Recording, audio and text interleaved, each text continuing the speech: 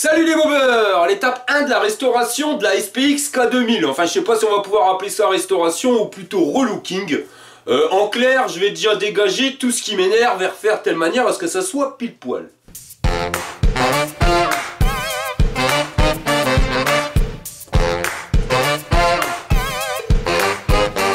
Bon, on va déjà commencer par enlever tous ces éraflures et tous ces impacts de balles parce que franchement au début je trouvais ça sympa.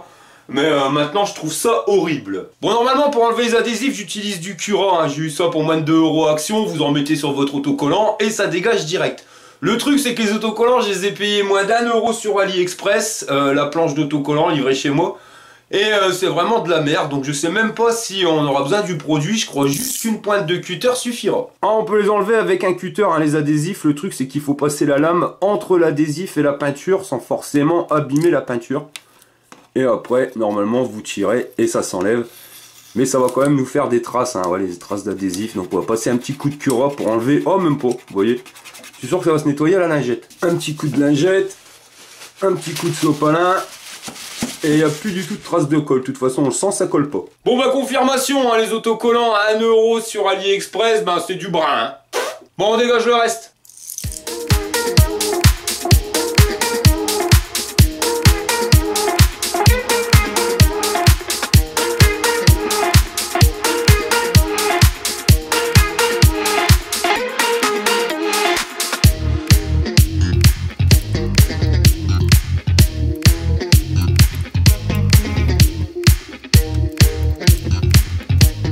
Bah vous voyez, je suis mauvaise langue, hein, parce que ça arrive que ça laisse quand même des traces de colle. Et ben, on prend le Cura, on met ça sur un petit sopalin et on va venir frotter. Et vous voyez, toutes les traces d'adhésif, elles ont dégagé aussi sec. Ça évite de galérer pendant 3 heures. Hein. Puis poncer sur de l'adhésif, ça fait une vraie merde.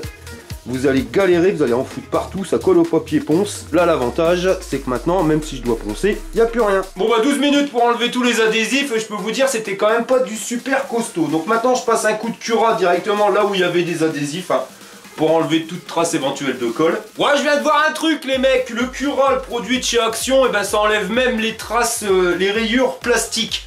Vous voyez, quand vous avez un plastique qui est venu se frotter contre un bout de ferraille ou contre un autre plastique, bah ça fond légèrement et ça nous fait une trace, et ben le Cura l'enlève. Ça c'est pas une trace d'adhésif, hein. Vous voyez, regardez, c'est du plastique qui a été frotté dessus, ça c'est quand c'était dans la remorque pour le Tour de France. Et ben en frottant avec du Cura, on arrive à le faire dégager.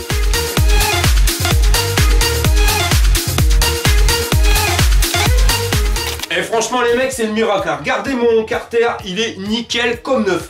Ça a tout enlevé, toute la merde, tous les traces d'adhésif, ça je veux bien. Les rayures, ça les a dégagées.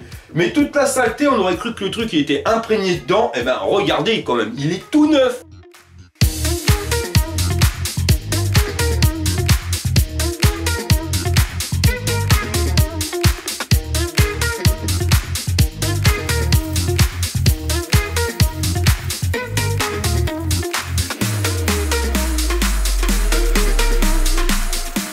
Eh, je vous promets les mecs, ce truc, c'est un truc de malade. Je vais vous montrer quelque chose. Ce que vous voyez là les mecs, c'est pas que de la crasse, hein, parce que regardez, si je frotte, ça va s'enlever un petit peu. Mais ça s'enlève pas énormément. Non, ce qu'il y a là, c'était quand j'avais mis de l'essence dans mon réservoir et que ça avait dégouliné. L'essence était tombée ici sur le garde-boue. Et bah, l'essence avait bouffé le vernis. Vous voyez, ça me fait des traces qui sont irréversibles, on peut le voir. Et ben le Cura, ça les dégage.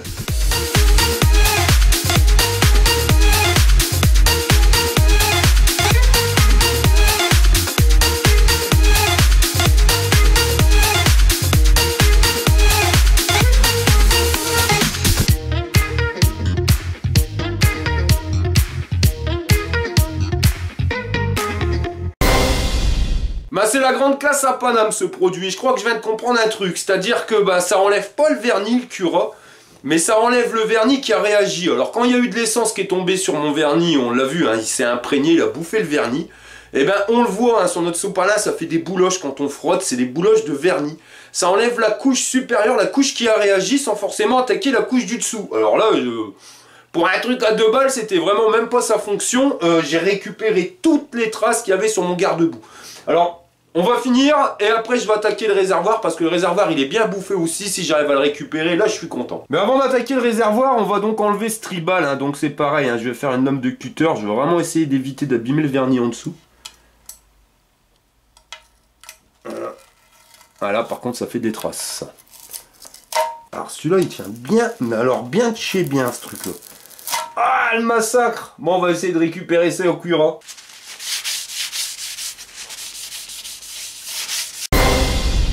Un truc de dingue ce produit, ça m'a tout dégagé, donc c'est complètement nickel la surface. Alors le petit défaut c'est que avec le tribal et les UV, donc ça a légèrement tâté la peinture, donc on voit encore légèrement le tribal, mais sinon tout a dégagé. Alors je vais essayer de voir tout de suite si ça me dégage cette auréole. Alors là c'est vraiment de l'essence, quand c'était tombé, vous avez vu, ça fait carrément fondre le vernis, même la peinture, et ça fait une coulade. Et on va voir si ça me le retire. Alors si ça arrive à m'enlever toutes les traces du réservoir, franchement les mecs, j'ai la win. Hein. Alors ça serait vraiment pour changer, hein, parce que depuis le début avec la K2000, j'ai eu que la loose pour sa restauration. Là, si ça marche, franchement je touche du singe, c'est la grande classe. Bon, on va pas mettre 15 jours pour le savoir, on va essayer direct. Alors si ça arrive à m'enlever ça, en plus on le sent au toucher, ça fait carrément granuleux. Là je vais vous dire, je suis le roi du pétrole. Alors, on va frotter.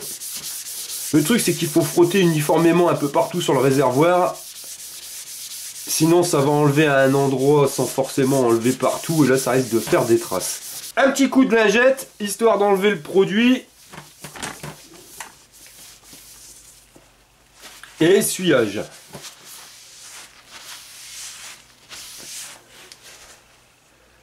Ah putain, ça te fait corps. On voit encore la trace. Bon, je vais essayer de refrotter un petit peu. Ouais, j'étais déjà content. Je me suis dit, ça y est, c'est la win. Bah bon, on va essayer. Je vais frotter un peu plus fort, on va un peu plus longtemps et on va voir si on arrive à l'enlever. Ah, je suis dégoûté, ça se voit encore. Hein. Je sais pas si on arrive à le voir à la caméra, mais vous voyez. Le truc, c'est que il y a eu tellement d'essence hein, quand on regarde bien. Hein, je sais pas si on le verra en vidéo. Mais le vernis a carrément disparu sur la tâche. Avant, on avait du vernis, c'était juste la couche supérieure, donc on avait réussi à le retirer. Mais là, malheureusement, quand on regarde bien, il reste du vernis ici, ici, mais plus ici. Hein, l'essence a tout dégagé, donc je peux frotter, ça ne changera pas grand-chose. C'est con, j'étais déjà content, hein, franchement, ça aurait été la grande classe à Paname, mais bon. On va faire avec. Allez, je vais enlever tous les adhésifs qui me restent à enlever. Une petite astuce à 2 balles, les mecs. Vous voyez, quand vous avez un gros adhésif comme ça, là, c'est même pas de l'adhésif, hein, c'est carrément du métal, mais il a été posé sur du double face, hein, on peut le voir. La couche qui est entre le métal et la boîte à outils.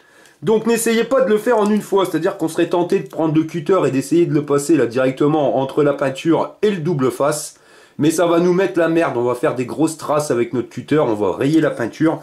Le top, c'est de le faire en 2 fois. C'est-à-dire que déjà, essayez, voyez, de passer la lame de cutter entre le métal et le haut de l'adhésif. Voilà. Et ensuite, vous essayez de le décoller avec votre ongle. Et vous allez le faire comme ça, petit à petit, sur toute la surface.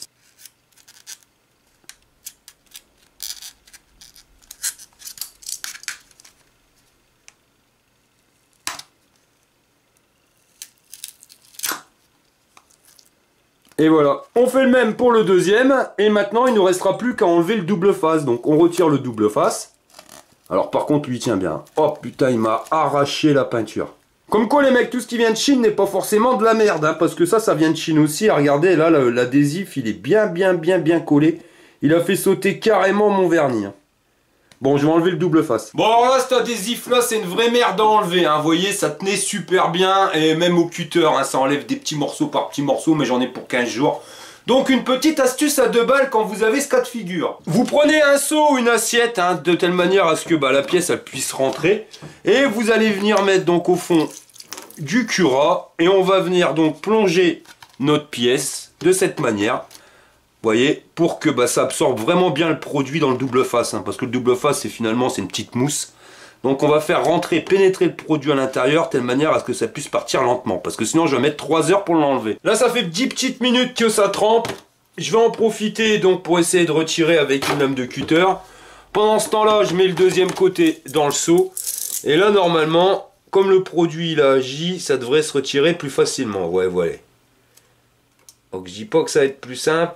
Mais quand même, par rapport à tout à l'heure, ça va moins s'achicoter, hein, parce que bonjour. Quand le produit il a bien agi, vous voyez, ça nous retire l'adhésif. Hein. Enfin, ça le laisse, mais il colle plus du tout à la peinture. Hein. Bon, c'est bien ce que je disais. Hein. L'adhésif, c'est vraiment de la haute voltige et ça m'a carrément ruiné ma boîte à outils. Hein. Donc ça, ils vont devoir passer en peinture. Sinon le réservoir, tout à l'heure vous aviez vu le recto, ben voilà le verso, hein, donc ça j'ai réussi à l'avoir nickel. Et sur la bulle, la tête de mort qui était, ben pareil, c'est parti, ça laissait aucune trace. Bon alors pour la peinture, je suis pas encore fixé, hein, parce que j'avais dit auparavant dans une vidéo que j'allais tout repeindre, mettre la peinture bicomposante directement sur le réservoir, mettre de la peinture époxy sur les jantes. Le souci c'est que la peinture époxy, j'ai pas encore eu le temps de m'intéresser réellement au problème. Et va falloir en plus donner les jantes à nu, enfin c'est tout un taf. Et si je veux me faire un road trip cet été, parce que c'est clair que je vais refaire un road trip cet été, hein, vu l'échec du Tour de France de l'année dernière, si je veux le faire en sachant qu'on est déjà bientôt mi-mars, vous voyez, en sachant qu'une restauration complète de bacon, ça me prend en général un petit peu moins de 3 mois, là ça va faire vraiment short et j'ai pas envie que ça fasse short.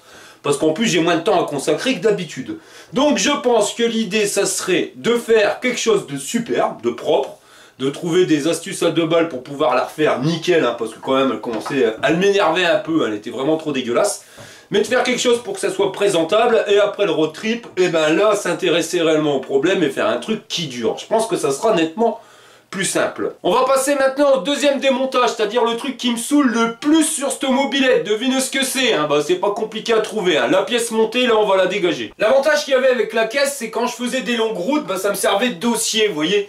Je pouvais m'appuyer dessus directement et on avait franchement l'impression d'être dans son canapé. Le truc c'est qu'au bout de 100-150 km, ben c'est peut-être moi, hein, j'ai peut-être une malformation du dos, mais au bout de 100-150 bornes, j'ai le dos démoli, vous voyez. Et j'ai qu'une seule envie, ça serait de me mettre en arrière, limite sur le porte-bagages. Et là je peux pas, donc on va dégager directement la caisse, ça sera plus simple. En plus ça me servait pas à grand chose, hein, parce que l'avantage d'une caisse c'est qu'on peut stocker à l'intérieur, donc pour des road trips c'est le top, hein, c'est pour ça que j'en avais mis autant. Mais le truc comme on avait vu, hein, c'est que le poids, il faut pas le mettre en hauteur, hein, sinon c'est casse-gueule. Il faut vraiment essayer de le mettre le plus bas possible. Donc si à mettre du poids, il fallait les mettre dans les sacoches. Donc finalement j'ai une grosse caisse mais qui sert à rien parce qu'on peut pas mettre de poids à l'intérieur. En plus j'avais été gaiement pour l'accrocher, hein, parce que j'ai mis 4 grosses vis, vous voyez, et comme c'est du plastique, hein, pour pas qu'avec le poids ça se déforme, voire que ça se casse, j'avais mis une feuille de dibon et j'avais percé à l'intérieur histoire de dire que vraiment ça bouge pas. Et j'avais fait le même principe à l'intérieur de la caisse, hein, c'est là en dessous, vous voyez, comme ça on était sûr que ça bouge pas. Bon attention, t'es prêt? Tour de magie! Et voilà! Et la caisse direct sur le bon coin, je vais mettre ça à 20 balles, hein, c'est pas grand chose, c'est histoire de dire d'en débarrasser. Au moins ça me fera un petit budget pour pouvoir refaire ma bécane. Pour la deuxième caisse par contre ça va pas être la même mayonnaise, vous voyez, parce que tout le faisceau électrique, il passe à l'intérieur de la caisse, tout a été raccordé à l'intérieur, enfin tout vient de là, donc si j'enlève les caisses, il n'y a plus rien qui va marcher. Donc il va falloir que je trouve la place pour pouvoir déplacer tout ce qu'il y avait à l'intérieur. Et des trucs énormes, hein, entre le convertisseur de charge, le relais de clignotant, les portes fusibles, la batterie, enfin voilà quoi. Il va falloir que je trouve de la place ailleurs. On va pas se prendre la tête de toute façon, je vais tout refaire, donc je vais tout couper à la base, ça sera plus simple. Et du câble sur cette mobilette, on peut pas dire, mais il y en a. Hein. Ouais, idem, hein, pour le fixer, j'avais fait fort, donc j'avais fait une plaque en ferraille. Et j'avais transpercé avec 2 vis de chaque côté pour vraiment venir serrer ici sur le porte-bagages. Donc j'en avais mis 2 de chaque côté à gauche et 2 à droite. Une fois retiré, ça a quand même plus de la gueule. On va dire que ça ressemble plus à une mobilette. Hein. Voilà, y a pas à chier, elle en jette ma mobilette. Franchement, je suis content parce qu'avoir dégagé ces pièces montées, ça fait quand même beaucoup plus esthétique. Et même pour la conduite, ça sera nettement plus sympathique d'avoir moins de poids derrière.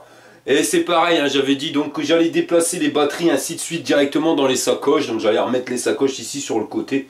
Mais maintenant que j'ai tout enlevé, je me demande même si je vais remettre les sacoches. Parce que franchement, comme ça elle me va bien. Je trouve qu'elle a de la gueule. Ouais, seul souci c'est qu'il va falloir trouver de la place pour tout ce qu'il y avait à l'intérieur. Bon, on va voir ensemble si c'est faisable de le faire sans les sacoches. Alors déjà, il y a la batterie à rajouter dedans. Mais ça va être un scoop, hein, on verra plus tard. Mais vous voyez cette batterie qui pèse plus d'1 kg.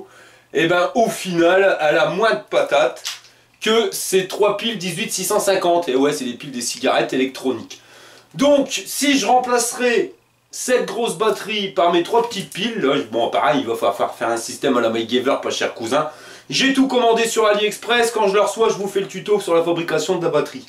Mais bon, ça prend quand même nettement moins de place. Je suis emmerdé avec ça, je peux le mettre nulle part. Hein. C'est pour ça qu'il fallait une caisse. Ou des sacoches, même à l'intérieur, ouais, de la boîte à outils, ça va être strictement pas possible. Et je me vois pas me trinque-baller avec une batterie, ouais, même sur le porte-bagages, ça va faire un peu plouc. Donc, la technique, ça va être de se fabriquer une batterie avec ces petites piles, qui entre nous ont carrément plus de puissance que ça, hein, que la grosse. Et en plus, l'avantage, c'est qu'on pourra venir le mettre directement dans la boîte à outils. Donc là, on ne prendra pas de place.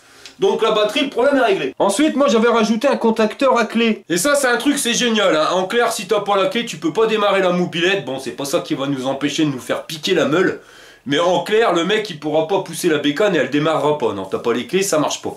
Pour le mettre, eh ben, regardez, pareil, sur la boîte à outils, hein, si je regarde bien, en plaçant bien les batteries à l'intérieur, le contacteur à clé, on va pouvoir le mettre de ce côté-là ou de l'autre côté. Donc pour l'instant, c'est faisable aussi. On avait aussi les clignotants qui étaient fixés sur la caisse. Bah sans se prendre la tête, je mettrai exactement le même système qu'à l'avant, mais à l'arrière. Je regarderai comment je peux faire, mais soit je viendrai ici les fixer sur le garde-boue, mais j'ai peur que ça se voit pas trop avec la plaque, vous voyez, puis si jamais c'est chargé.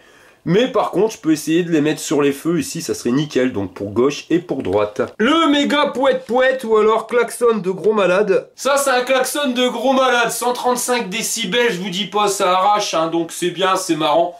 Le truc, c'est que c'est énorme, ça prend trop de place pour taper des barres. En plus, à chaque fois que je mets un coup de klaxon, la batterie, elle prend un coup dans l'aile, hein, parce que c'est des machins qui sont surpuissants. Puis il faut être honnête, il faut même dire que c'est dangereux, parce que les gens, ils s'attendent pas à ce que ça gueule autant une mobilette. Et quand vous passez et que vous faites un coup de klaxon, je vous garantis qu'il y en a une paire qui font des bons. Donc je le remplacerai par un klaxon peut-être un peu original, mais sans forcément devoir avoir un truc qui pèse 20 kg et qui soit énorme. Et il me reste la prise pour le faisceau électrique de la remorque. Alors je l'avais mis en dessous des sacoches, mais quand on regarde bien, là il y a le bras de la remorque qui va venir se fixer. Je viendrai le mettre ici directement, bah ça serait pas plus mal. On met le bras, on vient installer la fiche. Et tout est raccordé. Il ne restera plus qu'à trouver la place pour le porte-fusible, le régulateur de charge et la centrale clignotante. Donc comme on l'a vu, la boîte à outils va être blindée, hein, donc on ne pourra pas le mettre dedans. Mais il y a un endroit où on pense rarement mettre du matos et finalement on peut bien stocker. Bah, c'est ici à l'intérieur de la bulle. Parce que quand on enlève le phare, on s'aperçoit qu'à l'intérieur, eh ben, on a franchement de la place. Hein. Bon là, il n'y en a plus beaucoup parce que j'ai mis pas mal de câbles. Ça, c'est une vraie centrale nucléaire, les mecs. Suffit juste d'enlever un peu de câbles et il y aura de la place. Hein. Et pour enlever des câbles, il suffit d'enlever des appareillages. Hein. Et on va voir, hein, quand j'ai fait la bécane, franchement, j'ai craqué. Et j'ai mis beaucoup de matos et qui sert pas forcément à grand chose. Déjà le support téléphone, bon c'est pas électrique mais mon téléphone il est plus grand, maintenant j'ai changé, ça va plus donc on va devoir l'enlever. On a déjà une impression de plus de place. Bon les commodos ça je vais les laisser, c'est indispensable si on veut garder les clignotants ou même les feux. De l'autre côté pour le coupe-circuit, hein, les pleins phares ainsi de suite, donc ça je les garde. Le chargeur USB et l'allume-cigare, ça c'est pareil, c'est indispensable, je le garde. Par contre là sur les boutons, bah je suis sûr que je peux en dégager au moins un, voire peut-être les deux, hein, voir si je peux pas mettre les boutons direct sur la remorque. Puis là-dessus, il y a pas mal de trucs hein, qui sont à voir. Hein. Là, vous avez la charge de la batterie. Bon, c'est pratique, mais pas indispensable. Là, vous avez la température extérieure. C'est pareil, c'est pratique, mais pas indispensable. Tout ce qui est système de voyants, bah ouais, mais ça prend de la place, ça prend du fil électrique, vous voyez. Les voyants pour les clignotants, bah on voit très bien que le clignotant, il clignote. Hein. Quand je regarde le voyant, déjà, je vois le clignotant clignoter. Donc le voyant sert pas à grand chose, les voyants pour la mise en service, machin, bidule. Ça, les voyants ainsi de suite avec les indicateurs, je l'avais fait parce que c'était un rêve de gamin. Tout gamin, j'avais toujours dit, ça serait bien une mobilette avec plein de voyants, machin, bidule. Bon, maintenant j'ai 40 piges, j'ai fait mon rêve de gamin et bah pour m'en être servi pendant 2 ans, on s'aperçoit que finalement ça sert pas à grand chose, hein, comme l'indicateur de température pour nous donner la température du moteur. Certes, sur un refroidissement à air, ça peut servir, mais sur un refroidissement liquide, il chauffe jamais. Au pire, j'ai 5 degrés d'écart entre le plus chaud et le moins chaud. Donc, bah, ça sert pas à grand chose. Par contre, le cadran, je pourrais le remplacer par un cadran avec une montre. Parce que c'est vrai que quand on est bien emmitouflé pour faire de la bécane, avec les gants, avec le manteau, on veut regarder l'heure, arriver au feu rouge, c'est pas forcément évident. Ouais, voilà, là, on a un cadran, ça nous donne l'heure, vous voyez, ça, c'est plus pratique. Pareil pour les témoins lumineux, témoins lumineux pour dire qu'on a les longues portées allumées. Si les longues portées elles sont allumées, c'est que c'est en pleine nuit, donc on voit qu'elles sont allumées. Vous voyez, ça fait beau, ça fait style, mais je sais pas si ça sert à grand chose. Rien que pour le tableau de bord, regardez le nombre de fils qui y perd. Alors ce tableau de bord, j'en avais galéré pour pouvoir le faire, parce que j'avais été emmerdé ici avec les problèmes de hauteur. Si je voulais que le tableau de bord arrive pile poil à cette hauteur-là, vous voyez, ben il fallait pas que ça touche au niveau de la fourche. Et pour toucher, il y en avait des choses. Donc déjà, il y avait tous les témoins, parce que les témoins, ils sont vachement hauts. C'est pour ça que j'avais mis un système de boulons. Pour pouvoir remonter les témoins de telle manière à ce que ça, parce qu'en plus, il y a les cosses. et ben ça prenne pas trop de place. Et là ça touchait pas, ça venait se prendre ici directement. Entre les deux, ça touchait pas le thé de fourche, donc on était nickel. J'avais été emmerdé aussi avec un indicateur de température ici. Vous voyez, donc j'avais dû casser l'arrière, ressouder parce que la sonde elle sortait droit, donc ça touchait, ça pouvait pas. Donc ça remontait d'un côté, j'ai tout enlevé, tout dégagé, j'avais mis du Comacel. Et ça a tenu, pareil là, le bouton poussoir lumineux. C'est bien, hein, mais c'est vachement haut. Donc j'avais profité du trou de la fourche, hop, pour le faire rentrer à l'intérieur. Alors le tableau de bord, je dis pas que je vais pas le remettre, hein, mais je vais le refaire. C'est-à-dire que je vais faire qu'il réponde à mes attentes. Là, il y a pas mal de bricoles qui servent pas à grand chose, donc autant qu'on les dégage. Si ça met quelque chose, autant qu'on mette quelque chose qui serve. Le but, c'est de faire un projet qui plaise. La bécane, moi, j'avais un rêve depuis tout petit, hein, je l'avais dit quand j'avais fait la K2000, c'était de rentrer là-dedans. Bon voilà, maintenant une fois qu'il a été fait, je me suis aperçu qu'il y a des trucs qui servent pas à grand chose, donc on va les dégager, c'est pas grave. Le but c'est d'arriver à la fin à un truc qui me plaise pile poil. Là ça me plaisait pas, et on s'emmerde pas, on dégage et on refait. Hein. C'est comme les anti-brouillards, hein. Vous êtes nombreux à me dire ouais Leslie ça fait style, hein, ça fait son style. Ouais ça fait peut-être son style, mais je les mettrai pas en route hein, parce que ça sert strictement à rien, sachez-le.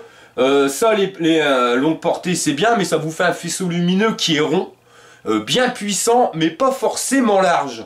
Alors vous avez les deux rayons lumineux qui vont éclairer, mais ça éclaire nettement moins que les ampoules LED. Parce que les longues portées c'est pareil, hein, c'est un rêve de gamin quand on avait des ampoules jaunes là, qui éclairaient que dalle. Le rêve c'était d'avoir des longues portées, mais là voilà c'est plus une ampoule jaune, hein, c'est plus d'incandescent, j'ai mis du LED directement dedans. Donc sachez-le, hein, vous prenez pas la tête, vous prenez juste un phare à la con et vous mettez une ampoule LED à l'intérieur et vous allez voir, ça éclaire rien de mieux. Bien large, ça éclaire partout, bien blanc.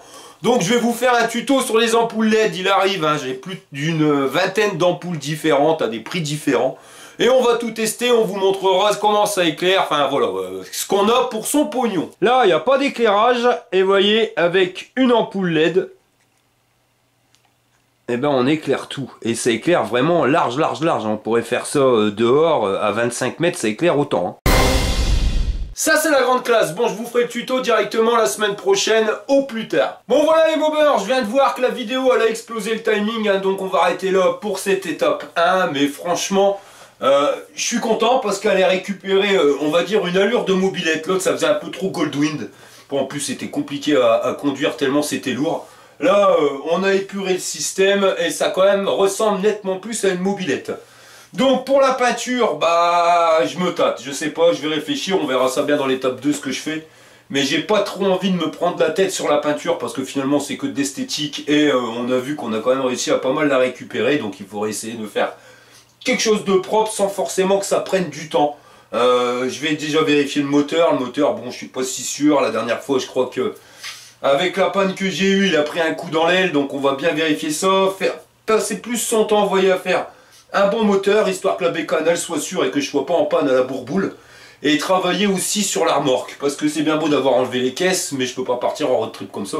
Donc maintenant le porte-bagages, je peux le charger, mais il y a la remorque. Donc et la remorque, il faut vraiment bien y travailler en faisant des batteries avec des systèmes, enfin on peut se faire un système autonome, avoir un frigo toute la journée, enfin ça c'est du taf aussi.